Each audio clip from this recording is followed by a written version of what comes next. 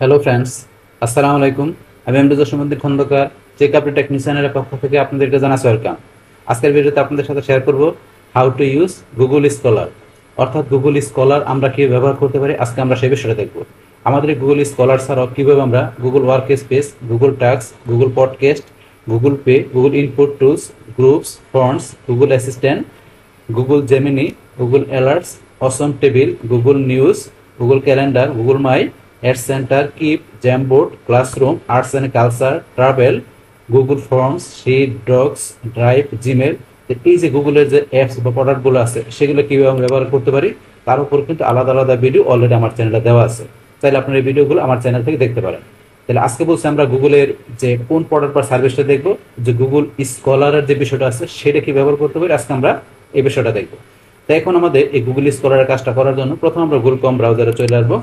বাস আসার পরে এখন গুগল স্কলারে আমরা ঢোকার জন্য আমরা মনে করেন এই যে এখান থেকে সার্চ করে বা আমরা এখানে অ্যাড্রেস বারে লেখা ঢুকতে পারি। যেমন সার্চ করে ঢোকার জন্য আমি যদি লিখে এখানে গুগল স্কলার লেখার পর এন্টার প্রেস করি, তারপর আমার এখানে এই গুগল স্কলার ঢোকার জন্য আমি এখন এই লিঙ্কে ক্লিক করলে ঢুকবে। তার আগে অবশ্যই কি আমাদের জিমেল অ্যাকাউন্ট থাকতে হবে, এবং জিমেল অ্যাকাউন্ট যদি আমাদের সাইন ইন করা থাকে তাইলে কিন্তু আমরা সরাসরি ঢুকতে পারবো। এখন আমরা গুগল স্কলার ক্লিক করি, বাস ক্লিক করার সাথে সাথে কিন্তু আমরা এখানে এই গুগল স্কলারে চলে আসছি। বাস এই ব্যবস্থারও আমরা যদি আবার ধরেন এই যে এখানে অ্যাড্রেস বারে লিখি scholar.google.com, এটা লিখে এন্টার প্রেস করি, আমরা কিন্তু সেম ইন্টারফেসে চলে আসলাম। বাস আপনাকে আসলে হবে। বাস আসার সাথে সাথে আমাদের কাছে এরকম ইন্টারফেস চলে আসছে। বাস এখন আমাদের এখানে এই যে জিমেল অ্যাকাউন্টটা করা আছে, এই জিমেল অ্যাকাউন্টের আমাদের এই জিমেল অ্যাকাউন্টের মাধ্যমে কিন্তু আমাদের এখানে একটা কি হয়ে যায়, আমাদের একটা স্কলার অ্যাকাউন্ট তৈরি হয়ে যায়। এখন এখান থেকে আমরা এই যে মাই প্রোফাইলে এখানে যদি আমরা ক্লিক করি, এখানে ক্লিক করার সাথে সাথে আমার এই যে এখানে যে জিমেল অ্যাকাউন্টটা আমাদের তৈরি করার সময় যে নামটা আমি দিছি সেই নামটা কিন্তু এই যে এখানে চলে আসছে। তাহলে আমার জিমেল অ্যাকাউন্টের মধ্যে ফুল নামটাকে দিছিলাম অনলাইন মার্কেটিং, তো অটোমেটিক্যালি ফুল নামটা চলে আসছে এখানে। বাস এটা ইচ্ছা করলে আপনার এই জিমেল অ্যাকাউন্ট যেটা বর্তমানে এখন সাইন ইন করা আছে, আমরা যদি চাই যে এটা সুইচ করে অন্য কোনো অ্যাকাউন্টে করতে, সেই ক্ষেত্রে আমি সুইচ অ্যাকাউন্ট আছে অ্যাকাউন্ট সুইচ করে অন্য অ্যাকাউন্টে করতে পারি। কিন্তু আমার যেটা আমার সাইন ইন করা আছে আমি সেটা দিয়ে করবো, তাহলে এটার ফুল নেমটা চলে আসছে এখানে। আসার পরে এখন বাকি বিষয়গুলো দিয়ে আমরা এখানে আমার অ্যাকাউন্টটা তৈরি করতে হবে। দেখুন এই ব্যবস্থা ছাড়াও ধরুন আমরা যদি আবার এখানে এই যে নতুন ট্যাব খুলে আমরা কিন্তু এই যে এখান থেকে থ্রি ডট আসার পরে এই যে নিউ ইনকগনিউ উইন্ডো আমরা এই অপশনে দিয়ে ক্লিক করি।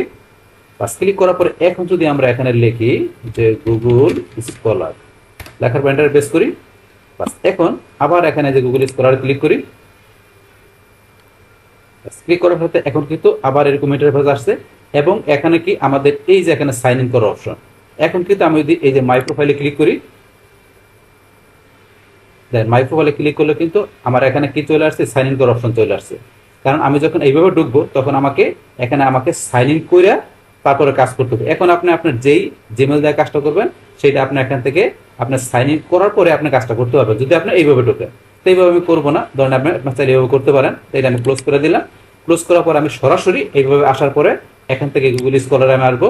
বাস আসার পরে এখানে যে প্রোফাইলে ক্লিক করার পরে আমার এখানে যে এরকম অপশন চলে আসছে। এখন এখান থেকে বলছি যে জিমেলের ফুল নেমের পরে এখন এফিলিয়েশন, তো এফিলিয়েশনের মধ্যে এখানে কি দেওয়া আছে যে প্রফেসর অফ ফিজিক্স, তারপরে দেওয়া আছে এখানে আপনার ইউনিভার্সিটির নামটা। তো এখানে আপনি যদি কোনো প্রতিষ্ঠানের ধরেন যে আপনি স্টুডেন্ট বা আপনার সেখানে কোনো কর্মরত থাকেন, আপনি যে কোনো প্রতিষ্ঠানে বা ইন্ডাস্ট্রিতে আপনি সেটার আপনার ডেজিগনেশনের বিষয়টা দেবেন, প্রতিষ্ঠানের নাম আর ডেজিগনেশনের বিষয়টা। যেমন এখানে আমি কি দিলাম, যে এখানে আমি মনে করেন আমি দিলাম আমি স্টুডেন্টের, আমি কি ইউনিভার্সিটি স্টুডেন্ট, তাহলে আমি এখানে কি লিখতে পারি, আমি স্টুডেন্ট দিয়ে আমি এখানে কমা দিয়ে আমি লিখলাম এখানে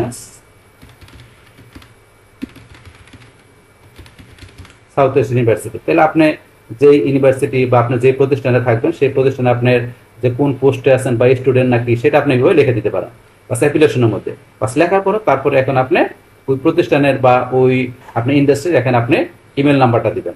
তা আপনি এটাকে ইমেল নাম্বারটা পরে আপনাকে ভেরিফাই করতে হবে। তাহলে এখন আমি ইমেল নাম্বারটা দিয়ে দিলাম ভেরিফিকেশনের জন্য। তাহলে এখান থেকে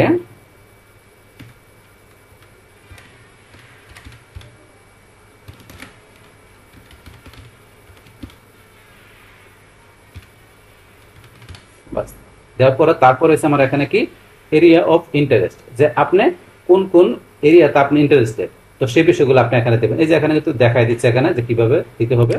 তাহলে এখানে আমি দিলাম এখানে দিলাম আমি কম বিষয়,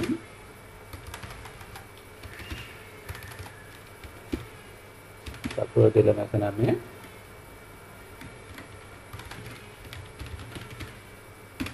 বাস, ধরুন আমি এরকম কিছু দিলাম। এখন আপনি আপনার মতো যে ইন্টারনেটগুলো সেগুলো আপনি দেখাই দেবেন।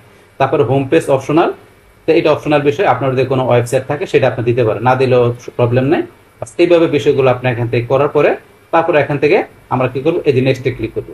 এখন আমরা এখান থেকে নেক্সটে ক্লিক করি। বাস নেক্সটে ক্লিক করার পরে এখন আমাকে এই যে আর্টিকেলের পার্টে চলে আসছে, আমাদের প্রোফাইলের পর আর্টিকেল পার্টে। তো এখান থেকে অ্যাড আর্টিকেল ইউ রুট, তাহলে এখান থেকে ধরুন আমার এই যে এখানে যে আমার যে নামটা এখানে থাকবে, যে আমার এখানে অনলাইন মার্কেটিং, তো এই অনলাইন মার্কেটিং এখন আমার এই নামে এখানে যে আর্টিকেলগুলো আছে সেই আর্টিকেলগুলো কিন্তু এখানে আমার শো করছে। তাহলে এখান থেকে 401টার মতো আর্টিকেল আছে এই গ্রুপে। তো এখন আমি আর্টিকেল পারো ঢুকে দেখতে পারি, অথবা এই যে আপনার 401 আর্টিকেল আমি যদি এই যে এখানে ক্লিক করি, তাহলে এখানে এখন আমার এই অনলাইন মার্কেটিং রিলেটেড যে আর্টিকেল, সমস্ত আর্টিকেল এখানে দেখাচ্ছে। বাস এখন থেকে আপনি যে আর্টিকেল অ্যাড করতে চান সেখানে আপনি এটা করতে পারেন। তো এখানে আপনার নাম রিলেটেড রিলিভেন্ট যে আর্টিকেলগুলো আপনার আছে এখানে সেগুলো কিন্তু এইভাবে দেখাচ্ছে। এখান থেকে আপনার যেটা দরকার সেগুলো আপনি ইচ্ছে করলে আপনার এখানে আপনার এই স্কলার অ্যাকাউন্টের মধ্যে আপনি অ্যাড করতে পারেন। তাই করার জন্য আপনি চান যে সবগুলো করবেন, সিলেক্টও দিতে পারেন। আমি সবগুলো করবো না, এখান থেকে ধরেন আমি এই কোনটা করবো, ধরেন আমি এখান থেকে নিচ দিকে আসি, এখান থেকে ধরেন আমি এটা করব, তারপরে এখান থেকে এটা করব, বাস এই দুইটা করবো। এই দুইটা সিলেক্ট করার পরে এখন আমাকে এই যে সিলেক্টেড টু এর মধ্যে এই যে পাশে এর জন্য এখন আমি ক্লিক করব। বাস ক্লিক করার পরে এখন আর্টিকেল আপডেটের মধ্যে এখানে কি চলে আসছে, যে এখানে scholar automatically find to new article and change to existing article.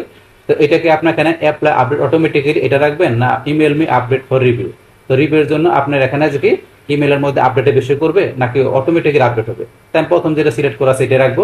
বাস তারপরে profile visibility, the profile visibility এখানে public profile help you peers find and follow your work, তাহলে মেক মাই প্রোফাইল পাবলিক।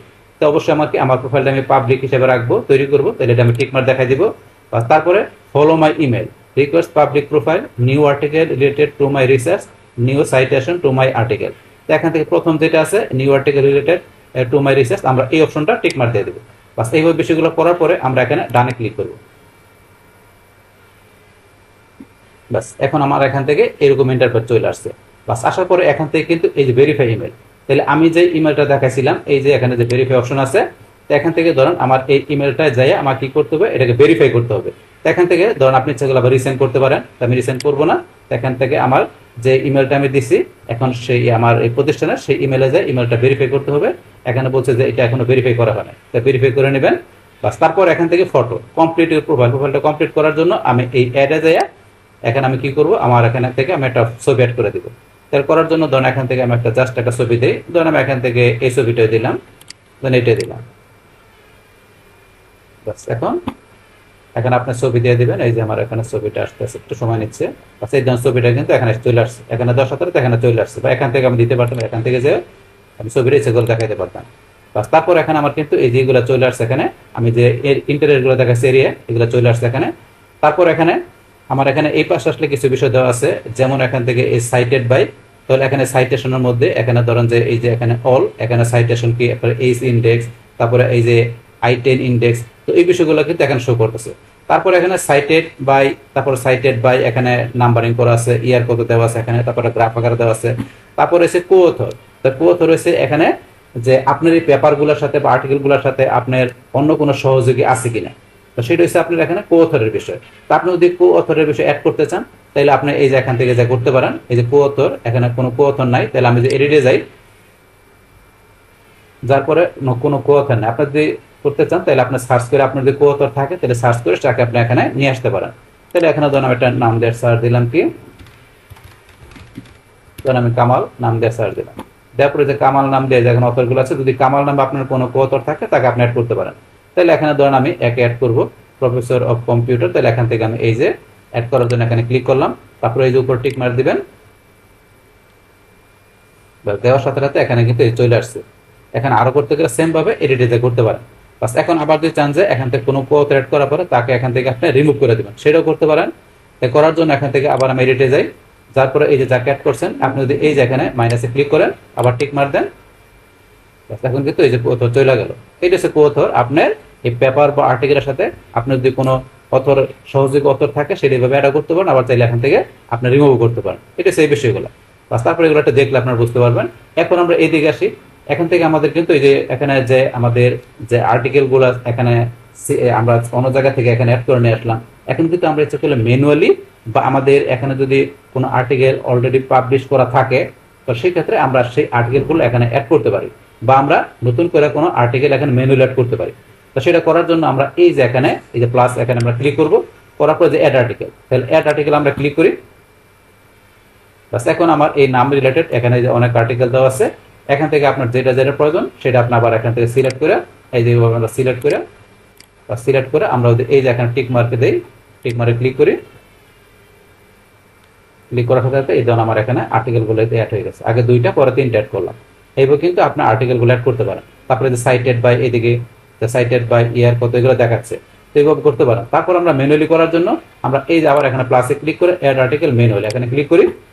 বাস এখন এখান থেকে জার্নাল, কনফারেন্স, চ্যাপ্টার, বুক, thesis, এখানে আপনার কোন relevant আপনি এখান থেকে যে আপনার আর্টিকেল অ্যাড করবেন সেটা আপনি ম্যানুয়ালি করতে পারেন।